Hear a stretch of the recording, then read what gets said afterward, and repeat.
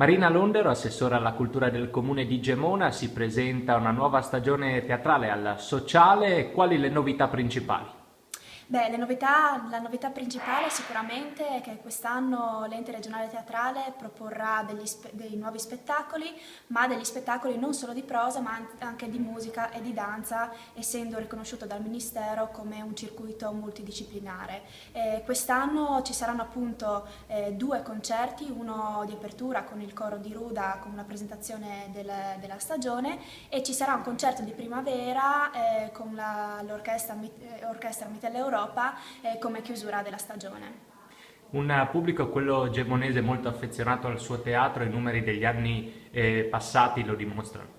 Assolutamente sì, ogni anno ci sono degli aumenti sugli abbonamenti e soprattutto sugli spettacoli di punta come quello di Ficarra e Picone, che sarà di nuovo presentato quest'anno a Gemona dopo 4 anni di assenza. Anche su questo ci sono dei numeri molto importanti, non solo come abbonati appunto al nostro teatro, ma anche di presenze esterne, quindi c'è sempre il full, sempre pieno.